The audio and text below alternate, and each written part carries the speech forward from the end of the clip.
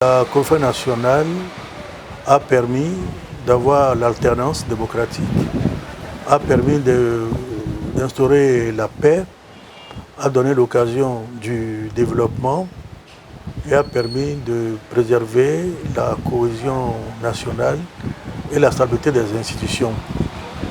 Rien n'est parfait dans les décisions que nous avons eu à prendre.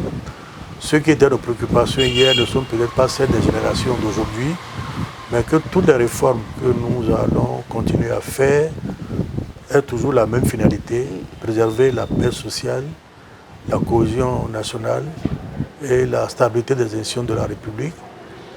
Parce que quand un pays est détruit, parce qu'il n'y a pas le dialogue, parce qu'on recourt à la force, ça demande du temps et des moyens pour le reconstruire.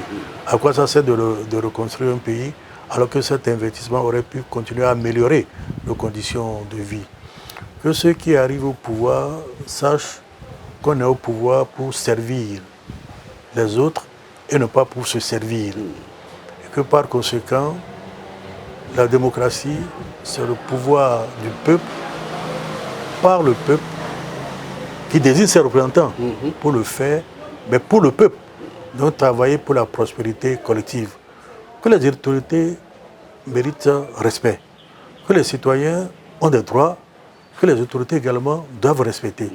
Puisque généralement, on dit que le constitutionnalisme a deux finalités: encadrer et limiter le pouvoir des gouvernants et garantir les libertés et les droits des gouvernés.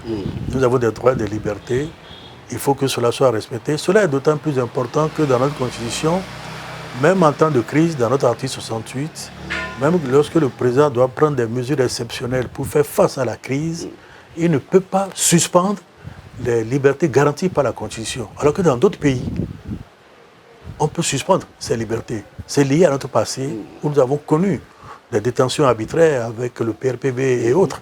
Donc on évite cela.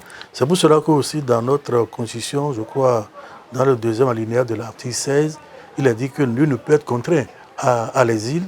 Je crois qu'il y a aussi la présomption d'innocence tant qu'il n'y a pas un jugement définitif sur une situation.